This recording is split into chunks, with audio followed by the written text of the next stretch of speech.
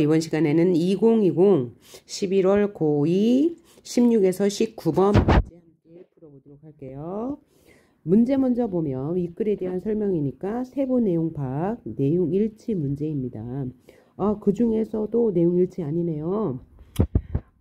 내용 전개 방식을 묻는 문제네요. 그래서 요거는 한두 문단쯤 읽고 또 마지막 문단까지 읽어야 내용을 확인할 수 있는 문제예요. 내용 전개 방식. 그 다음 34번을 보니까 풀에게의 이론 나오면 풀면 되겠네요.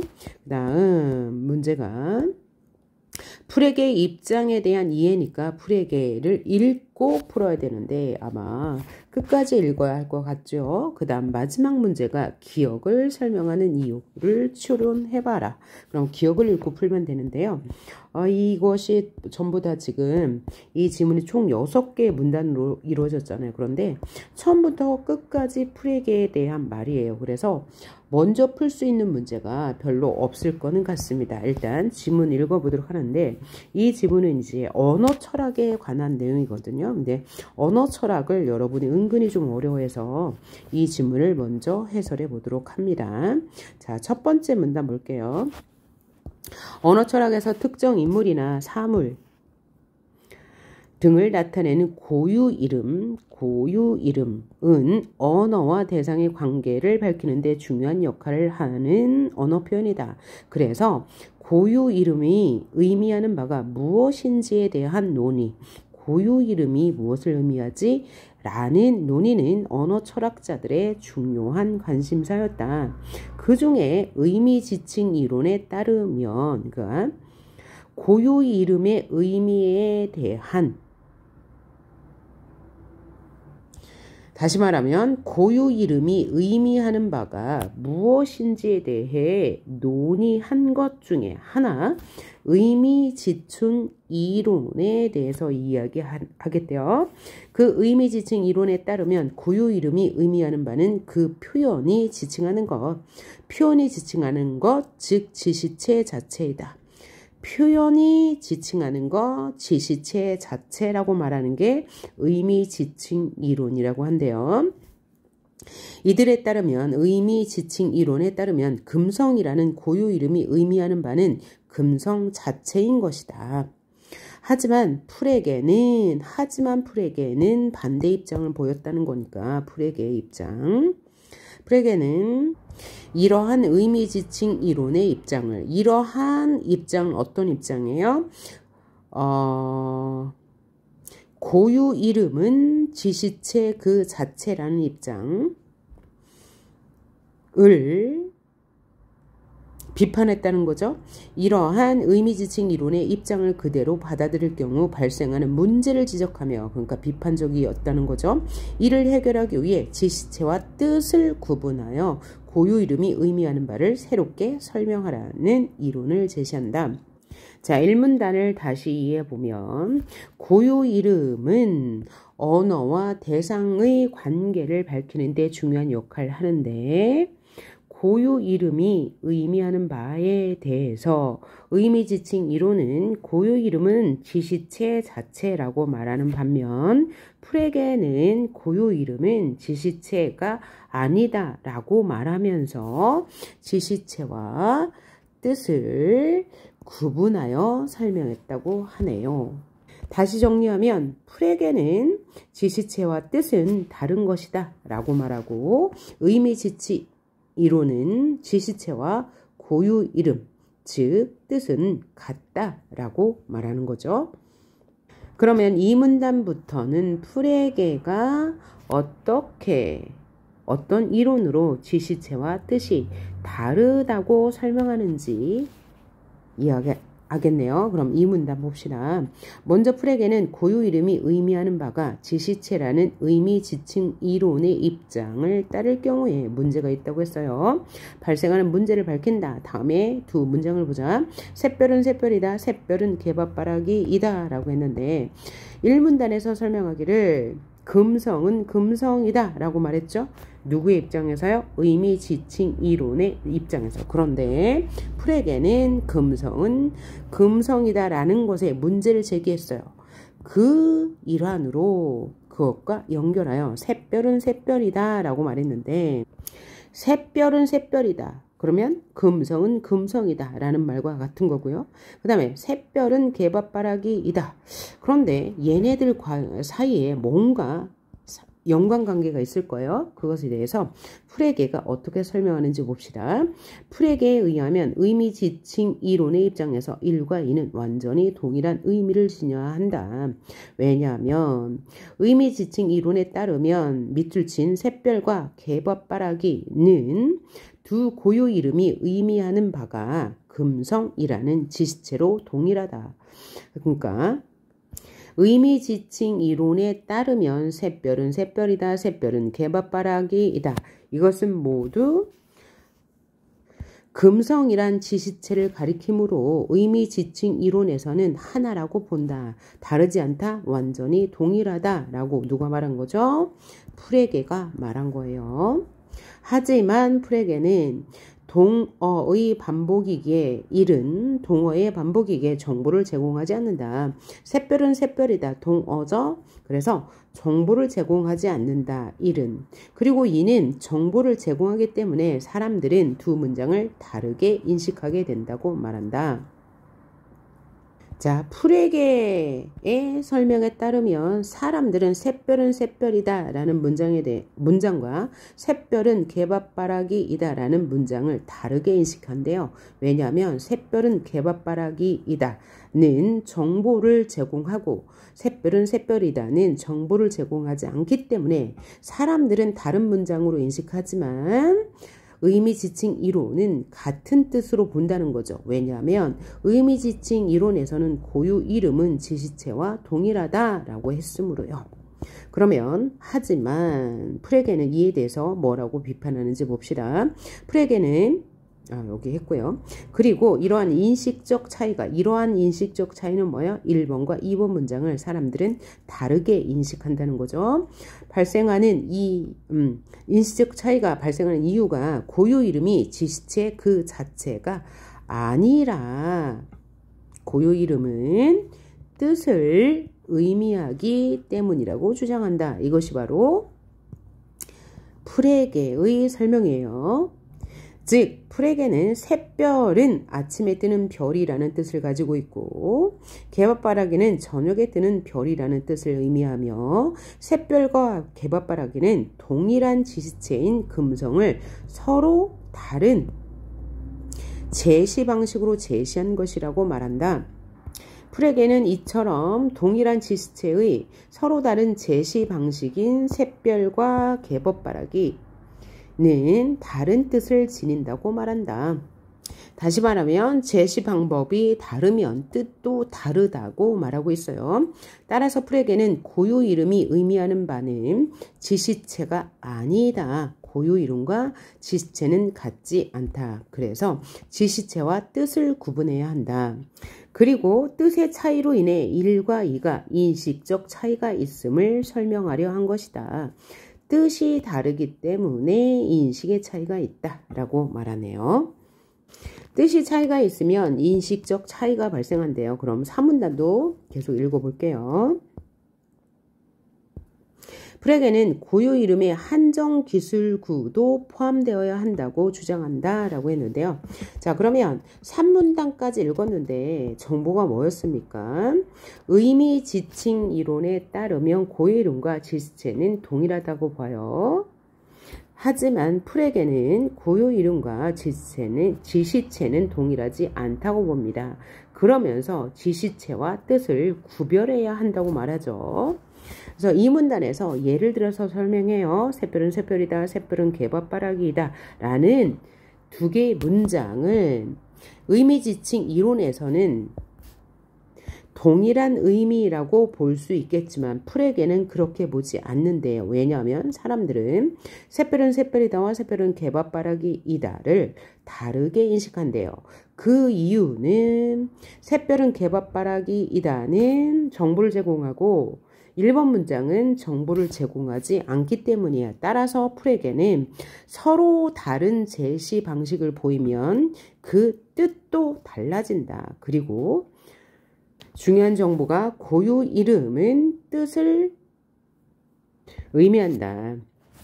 즉 고유 이름은 뜻이 아니기 때문에 지시체와 뜻은 구분해야 한다고 말하죠. 의미지칭 이론에서는 고유 이름은 지시체 그 자체라고 이야기했습니다. 그럼 여기 3문단까지 읽었는데요. 이것으로 풀 수 있는 문제를 한번 풀어보겠습니다. 33번 볼까요? 적절한 것을 골라요. 1번 기존의 이론을 비판한 기존의 이론은 뭐였어요? 의미지칭 이론을 비판한 프레게의 새로운 이론을 얘를 중심으로 얘 지금 들었네요. 샛별은 샛별이다. 1, 2번. 일단 얘는 맞는 거고요. 2번 특정학자가 주장한 이론의 변천 과정은 우리가 3문단까지 읽었는데 안 나왔고요.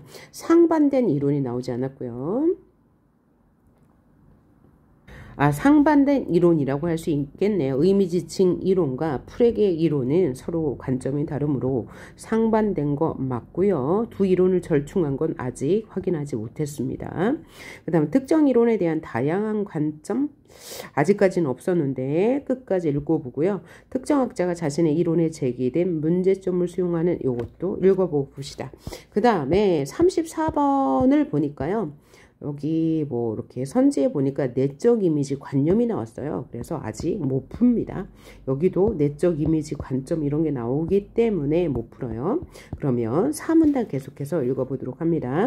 4문단 프레게는 고유 이름에 한정 기술구도 포함되어야 한다고 주장한다. 그럼 한정 기술구가 무엇인지 설명해 줄 거예요. 한정 기술구란 오직 하나의 대상만이 만족하는 조건을 몇 개의 단어나 이런저런 기호로 구성한 언어 표현이다. 그래서 중요한 것은 오직 하나의 대상만이 만족하는 조건을 몇 개의 단어나 기호로 표시한 것을 한정기술구라고 한대요. 예를 드네요. 프레게는 플라톤의 가장 유명한 제자, 니코마스의 윤리학의 저자와 같은 한정기술구. 그러니까 뭐야? 플라톤의 유명한 제자. 여기가 이 두 개가 지칭하는 바가 무엇인지 한번 볼까요? 와 같은 한정 기술구도 아리스토텔레스와 같은 고유 이름으로 간주된다.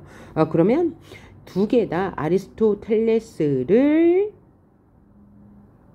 한정 기술구로 표현한 거네요. 플라톤의 가장 유명한 제자 아리스토텔레스, 니코마스의 윤리학의 저자 아리스토텔레스. 이런 것을 바로 한정 기술구라고 한다고 하는 거죠. 와 같은 고유 이름으로 간주한다. 그러니까 고유 이름에 이런 한정 기술도 포함되어야 한다고 프레게가 주장하고 있어요. 그래서 프레게에 따르면 플라톤의 가장 유명한 제자와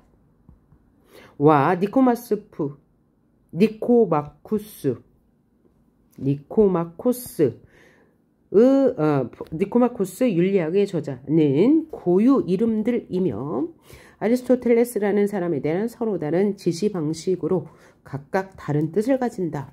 3문단에 대한 부연 설명이네요. 3문단에서 뭐라고 했어요? 동일한 지시체를 가르치더라도 서로 다른 방식으로 제시하면 다른 뜻을 갖는다 라고 말했는데 부연 설명한 거네요. 그 다음 5문단 한편 프레게는 한편이니까 다른 내용을 이야기할 건가 봐요. 특정 지시체에 대해 개인이 갖고 있는 관념을 뜻과 혼동해서는 안 된다고 말한다. 특정 지시체에 대해서 개인이 갖고 있는 관념을 뜻과 혼동해서는 안 된다. 그러니까 뜻과 개인이 갖고 있는 관념은 다르다 라고 이야기하네요. 관념은 지시체에서 개인이 감각적 경험을 통해 얻게 된 주관적인 내적 이미지. 이것이 바로 뭐라고요? 관념. 주관적 내적 이미지가 관념인 반면에 뜻은 우리가 의사소통을 통해 전달하고 이해할 수 있어야 하기에 언어 공동체가 공유할 수 있는 객관적으로 합의된 재산이라는 것이다. 그러니까 뜻은 객관적으로 사람들이 의사소통이 가능한 것. 그 다음에 관념은 주관적인 것으로 개인만이 가지고 있는 이미지라고 말하네요. 다시 말해 우리가 성공적으로 의사소통할 수 있는 이유는 뜻이 성공적인 것이기 때문이다. 여기서 뜻이란 언어 공동체가 공유할 수 있는 합의된 재산이라고 했으니까요. 그래서 뜻이 공적인 것이기 때문에 우리는 의사소통을 할 수 있대요. 만약에 뜻이 개인의 관념과 같다고 한다면 뜻은 사람마다 다르고 의사소통은 성공적으로 이루어지지 못하죠. 서로가 다른 인식을 하고 있기 때문에요. 따라서 프레게는 언어 표현의 뜻은 개인이 지시체에 대해 갖는 관념과는 다르다는 것을 분명히 한다. 뜻은 객관적인 것으로 언어 공동체가 공유하는 재산이라고 했어요. 마지막 문단까지 읽어봅시다. 자, 결국 프레게는 지시체와 뜻을 구분함으로써 고유 이름이 의미하는 바를 명확히 하였다. 그럼 고유 이름은 뜻과 다르다. 그리고 이 고유 이름이 뜻과 다르다는 것이 아니고 고유 이름은 지시체 자체가 아니라 뜻을 의미하고 그 뜻은 다른 방식으로 제시하면 뜻도 달라진다 라고 했습니다.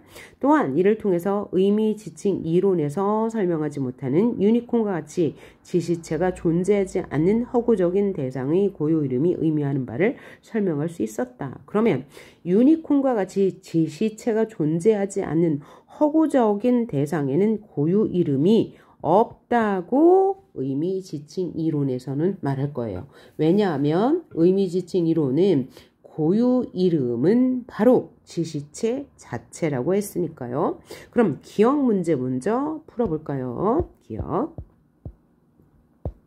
문제가 여기 있습니다. 36번. 자, 윗글을 참고할 때 의미지칭 이론에서 기억을 설명하지 못하는 이유를 적절한 것은 근데 의미지칭 이론에서 기억을 설명하지 못하는 기억은 뭐였습니까? 자, 바로 지시체가 존재하지 않는 대상의 고유 이름이 의미하는 바를 설명하지 못하죠. 의미지칭 이론에서 왜요? 고유 이름과 지시체는 완전 일치하기 때문이에요. 고유 이름은 지시체 그 자체로 보기 때문이죠. 그래서 이렇게 쉽게 답을 구할 수가 있었고요. 그 다음에 35번 문제 먼저 풀어보도록 하겠습니다.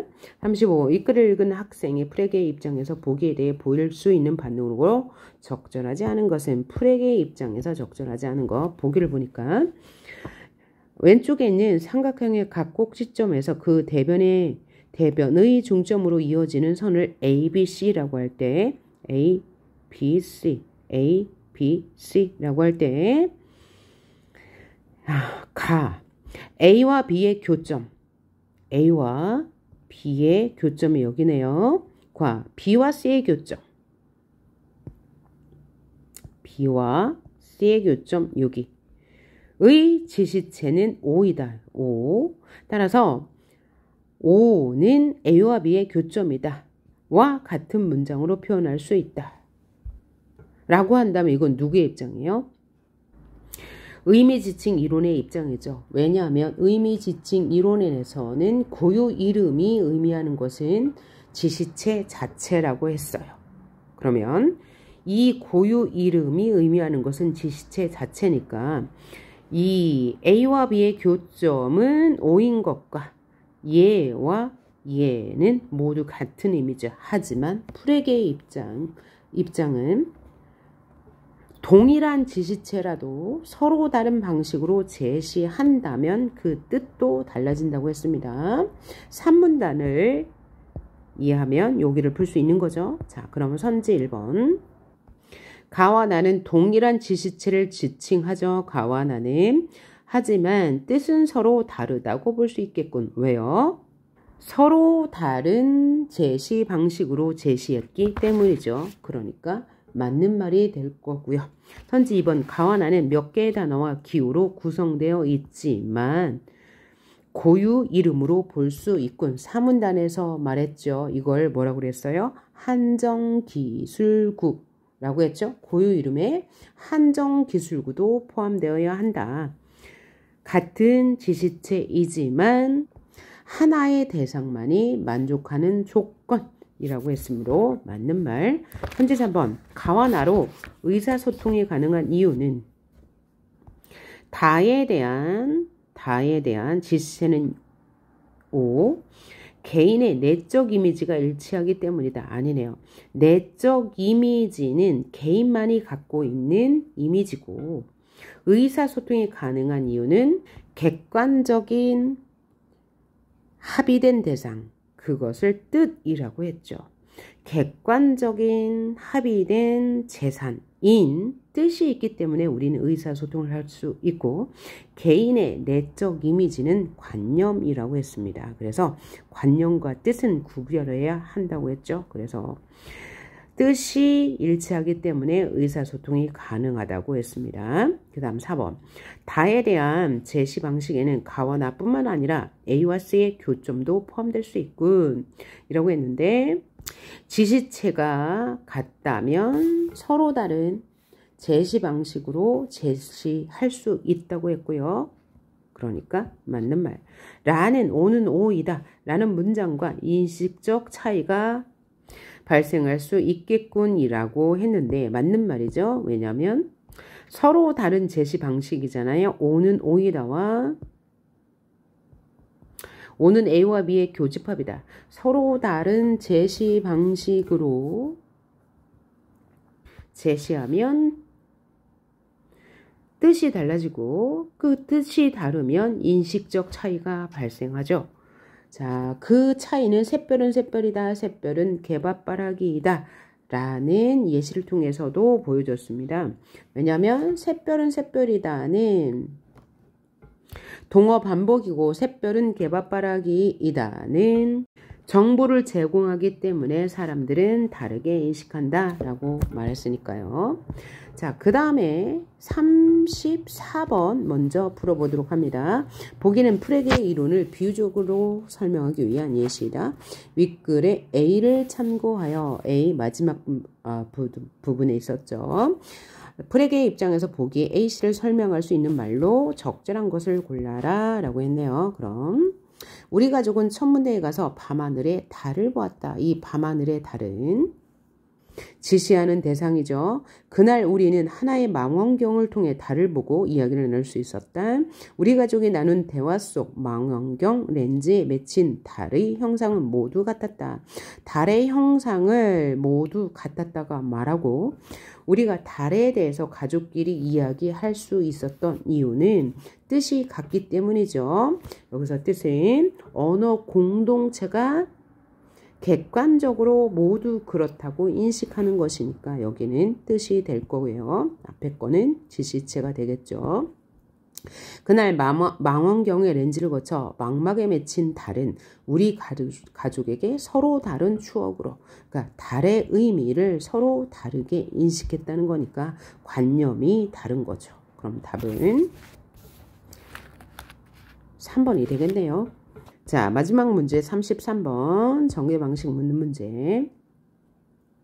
3번 볼까요? 아까 2번까지는 봤고요. 상반된 이론을 제시한 후 이론 제시했죠. 두 이론을 절충한 이론이 없었어요. 그 다음에 특정 이론에 대한 다양한 관점을 제시하고 각 관점의 장단점을 비교했다. 장단점을 비교하지 않았고요.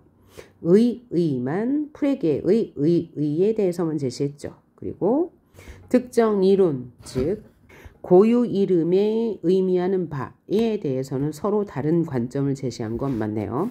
5번 특정 학자가 자신의 이론에 제기된 문제점을 수용하는 과정이 없었네요. 따라서 답은 1번이 되겠습니다.